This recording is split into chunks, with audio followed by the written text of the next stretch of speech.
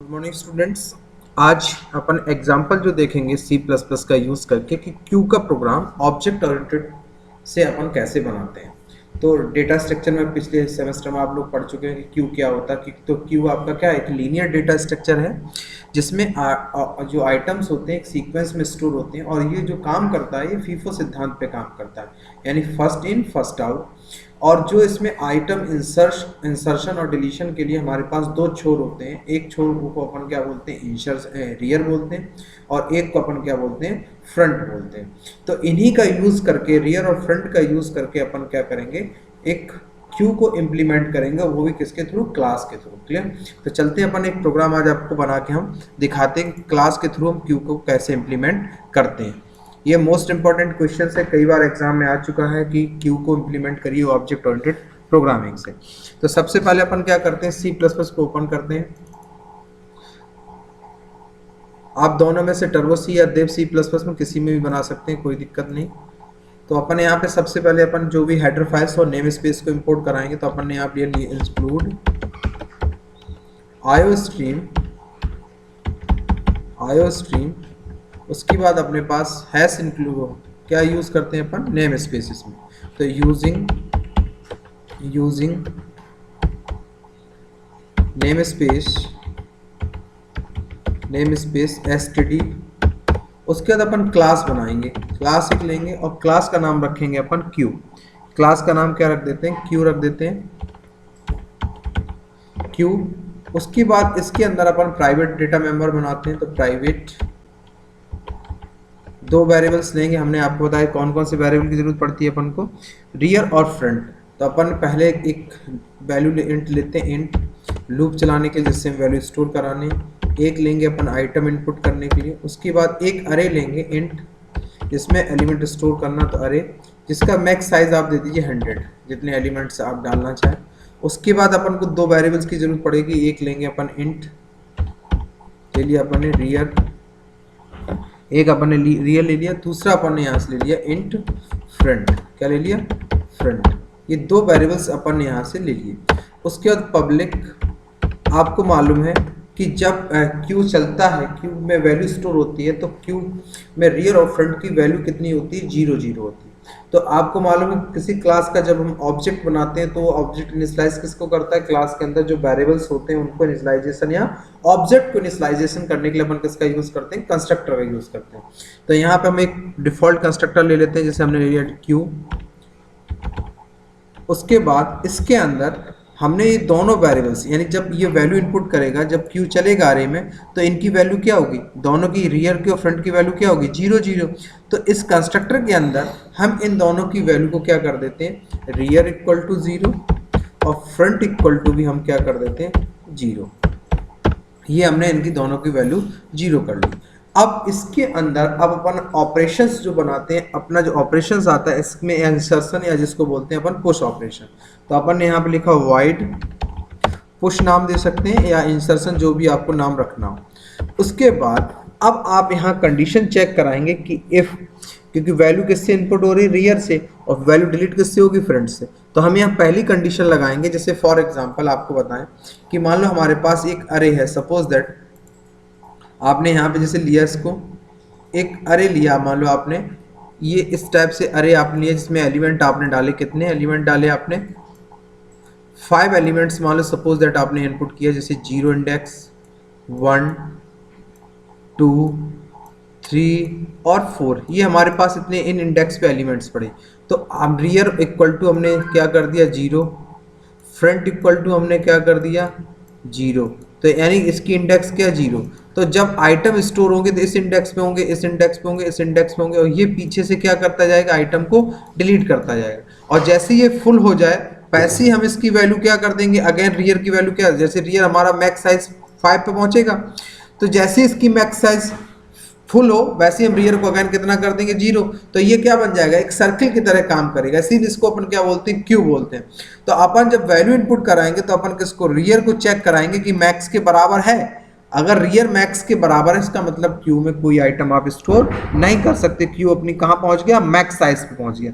Else अगर rear max के बराबर नहीं है, इसका मतलब है कि क्यू में अभी कोई ना कोई वैल्यू हमारी है, यानी कोई इंडेक्स खाली है जिसमें हम वैल्यू इनपुट कर सकते हैं। तो अब इसी को इम्प्लीमेंट करके हम देखिए एक प्रोग्राम बनाते हैं। तो अपन क्या कर, यहाँ पे गए, अपन ने यहाँ पे इफ कंडीशन लगाया, इफ रियर इक्वल टू, क्या दिया, rear equal to equal equal to, और मैक्स साइज हमने यहाँ पे क्या दे दिया, आप चाहे प्री प्रोसेसर से भी कर सकते हैं, हमने यहाँ पे मैक्स साइज दे दिया 100। कितना दे दिया हमने, 100 जो हमारा मैक्स साइज है।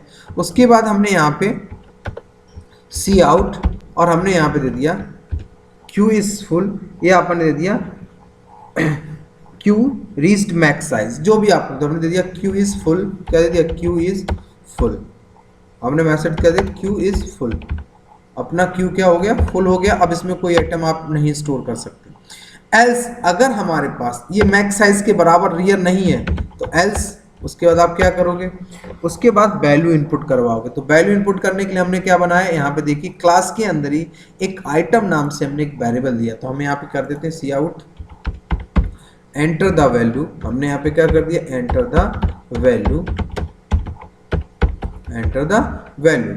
उसके बाद हमने यहाँ पे सी इन, किस में वैल्यू इनपुट करा ली, हमने आइटम में वैल्यू को इनपुट करा लिया। अब हमने क्या किया, दूसरा हमारे पास क्या है कि हमने यहाँ पे पोजीशन गेट करवा ली कि किस पोजीशन पे एलिमेंट आपको स्टोर करने हैं। तो सी आउट, चाहे तो आप पोजीशन भी दे सकते हैं, हमने यहाँ पे दे दिया पोजीशन, पोजीशन इक्वल टू, हमने यहाँ पे दे दिया क्या, पोजीशन वैल्यू इनपुट करने के लिए क्या यूज करते हो, रियर प्लस प्लस, रियर को हमने क्या कर दिया प्लस प्लस, या रियर 1 प्लस, आप जैसे चाहे वैसे भी कर सकते हैं।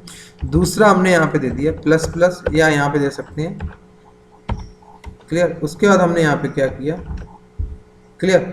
उसके बाद हमने यहाँ पे कर दिया इंसर्टेड वैल्यू, हमने डबल कोट में क्या डाल दिया, इंसर्टेड वैल्यू, इंसर्टेड वैल्यू, यानी आप कौन सी वैल्यू इंसर्ट कर रहे हैं।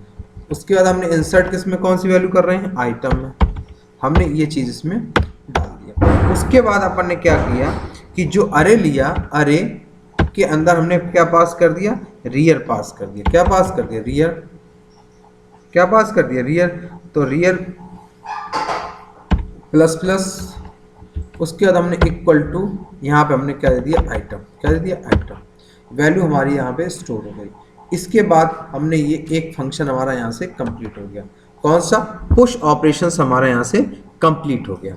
उसके बाद अब अपन किसका बनाते हैं कि आइटम हमें क्या करना है, रिमूव करना है, या आइटम को हमें क्या करना है, डिस्प्ले करना। तो आइटम रिमूव करने के लिए अपन को बनाना है, तो हमने यहाँ पे दे दिया वाइड, ऑपरेशन दे दिया पॉप, मेथड का नाम क्या दे दिया, पॉप, ठीक है। अब हमारे पास अगर रियर और फ्रंट दोनों बराबर हैं, रियर और फ्रंट मतलब रियर की वैल्यू 0 और फ्रंट की वैल्यू भी 0 है, इसका मतलब उसमें कोई आइटम नहीं डाले गए हैं। जब दोनों की वैल्यू 0 है, तो जब प्लस ही नहीं दोनों, तो इसका मतलब उसमें दोनों वैल्यू क्या, इसका मतलब क्यू हमारा पूरी तरह से एम्प्टी है, उसमें कोई एलिमेंट हमारे पास नहीं है।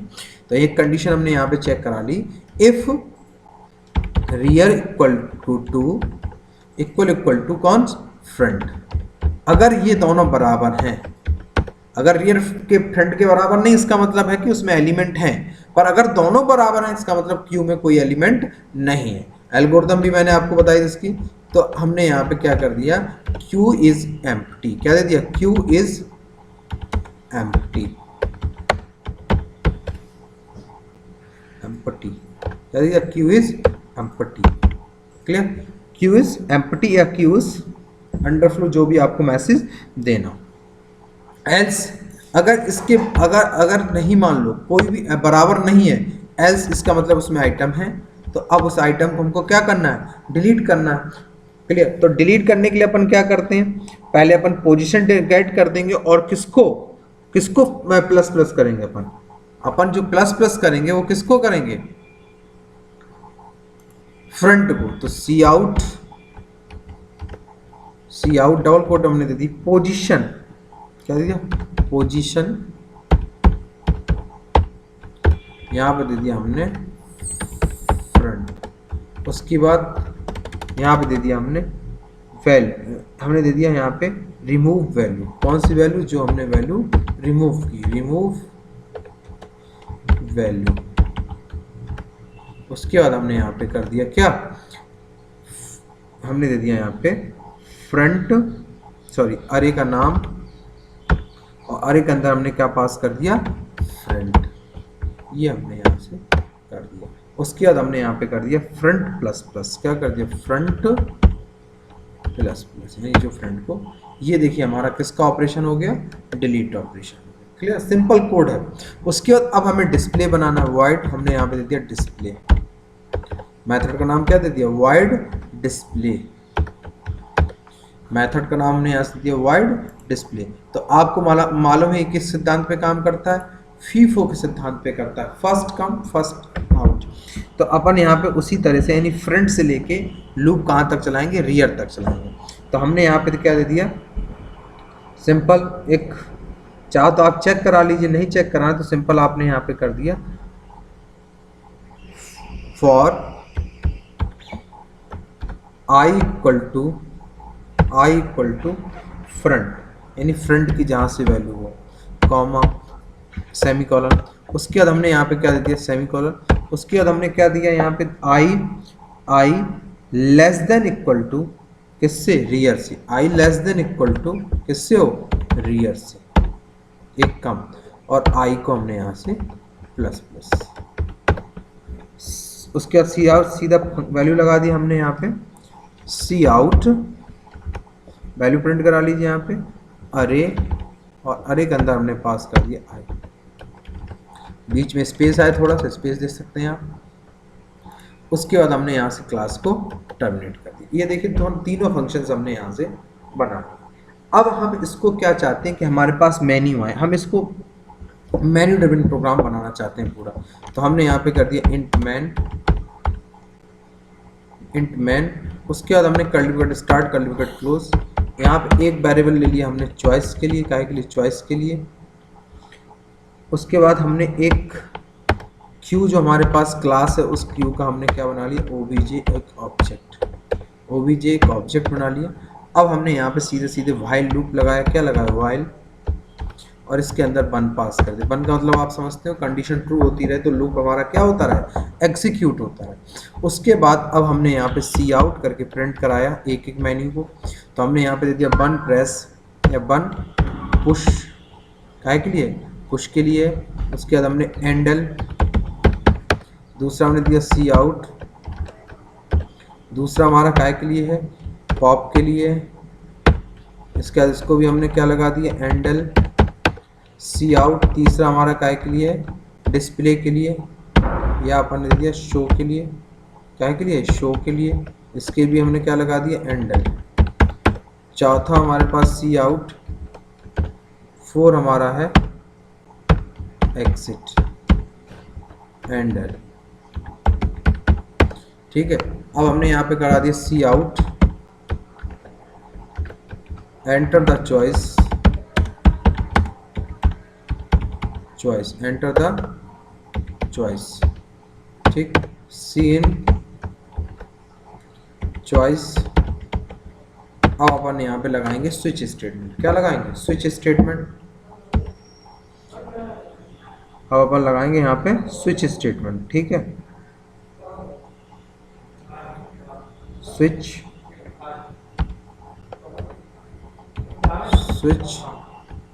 यहाँ पे अपन पास कर दिया चॉइस, केस बना लेंगे, केस 1 कॉलन, आज से तेरी सारी गलियां मेरी हो गई।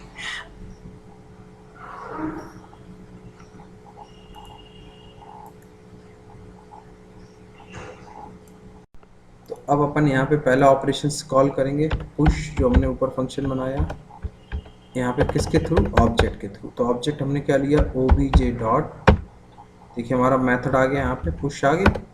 उसके बाद हमने सेमी कॉलन टर्मिनेट, इसको किया हमने ब्रेक, क्या किया, ब्रेक। उसके बाद हमने दूसरा यहाँ पे कॉल किया केस 2 ओबीजे डॉट, दूसरा पॉप, क्लियर। हमने यहाँ से क्या यूज़ किया, ब्रेक। तीसरा हमने यहाँ से किया case 3 OBJ dot show display, break. फिर हमने यहाँ पे बनाया चौथा केस 4, हमने यहाँ पे किसको कॉल किया एग्जिट, ठीक, और यहाँ से भी हमने इसको क्या कर दिया ब्रेक। एक और हमने यहाँ पे दे दिया डिफॉल्ट,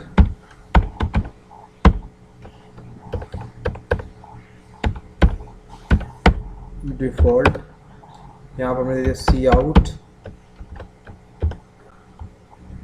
इनवैलिड चॉइस, क्लियर। उसके बाद देखिए हमने यहाँ से लूप क्लोज कर दिया, उसके बाद हमने यहाँ पे दे दिया रिटर्न जीरो। अब इसको हमने यहाँ से क्या किया सेव कर दिया प्रोग्राम को क्यू नाम से।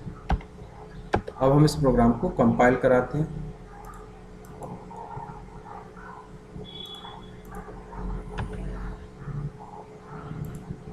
प्रोग्राम हमारा कंपाइल हो गया, एरर 0, वार्निंग 0।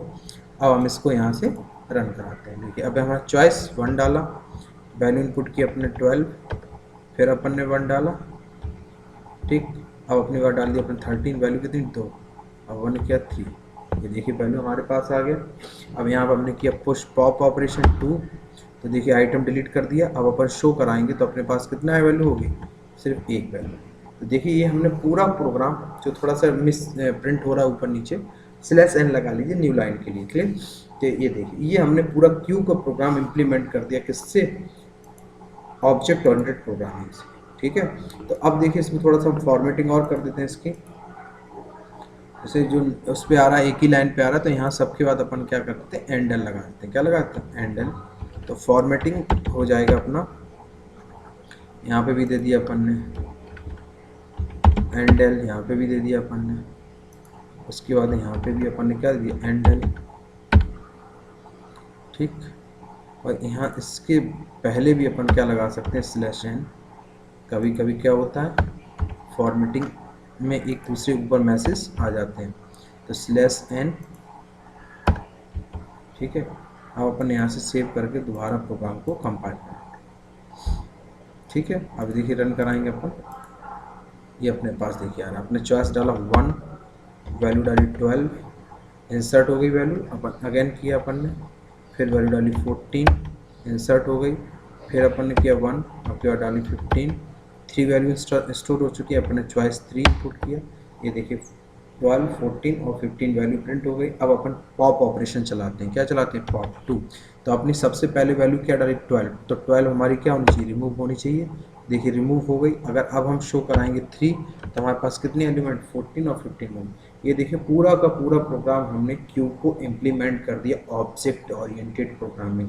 तो ऑब्जेक्ट ओरिएंटेड प्रोग्रामिंग से आप कोई भी प्रोग्राम बना सकते हैं, ठीक है ना। जो भी आप डेटा स्ट्रक्चर बनाए हैं, जितने भी प्रोग्राम्स हैं, आप सारे प्रोग्राम्स में यहाँ पे इम्प्लीमेंट कर सकते हैं। अब देखिए अब ज़रूरी नहीं कि हर प्रोग्राम के लिए मैं आपको बताऊं कि सर ये बना लीजिए, ठीक है, हमें ये नहीं आता। तो आप जो प्रोग्राम बनाएं अगर उनमें कोई एरर आए तो फिर हमें बताइएगा, और जो आपको बनाना हो वो कोई भी कॉन्सेप्ट लेके आप ऑब्जेक्ट ओरिएंटेड प्रोग्रामिंग से इम्प्लीमेंट कर सकते हैं। पर अब जो भी प्रोग्राम आप बनाएंगे वो क्लास और इन सब का यूज़ करके यानी ऑब्जेक्ट ओरिएंटेड होना चाहिए, क्लियर। इन सबको आप इम्प्लीमेंट करिए, फिर अगर आपको कोई प्रॉब्लम आए तो आप हमें कॉल करके बताएंगे, क्लियर। ये मोस्ट इंपॉर्टेंट क्वेश्चंस हैं, ये एग्जाम में स्टैक क्यूब लिंक लिस्ट, इनको आप देखिए हैं डाटा स्ट्रक्चर। तो डाटा स्ट्रक्चर मैं पहले ही बता चुका हूँ, डाटा स्ट्रक्चर का कॉन्सेप्ट है। इनके प्रोग्राम को चाहे आप C++, जावा, सी लैंग्वेज किसी में इम्प्लीमेंट, C# में किसी में भी इम्प्लीमेंट किया जा सकता है। डेटा स्ट्रक्चर का एक कॉन्सेप्ट है, तो हमने देखिए वहाँ से कॉन्सेप्ट लिया क्यू का, पर उस प्रोग्राम को पूरा इम्प्लीमेंट हमने किस में किया, ऑब्जेक्ट ओरिएंटेड प्रोग्रामिंग। तो आप उनको किसी में भी इम्प्लीमेंट कर सकते हो। तो कोई भी प्रोग्राम जो आपको लगता है कि हमें C++ में बनाना चाहिए, और तो आपकी प्रैक्टिस होगी, सारी चीज़ें आपकी देखिए रिवीजन हो जाएंगी, आप सारे प्रोग्राम को इसमें इम्प्लीमेंट कर सकते हैं, क्लियर। तो ये सब आप लोग कर लीजिए, कोई प्रॉब्लम आए तो फिर आप हमको बताएंगे, ठीक है। Thank you.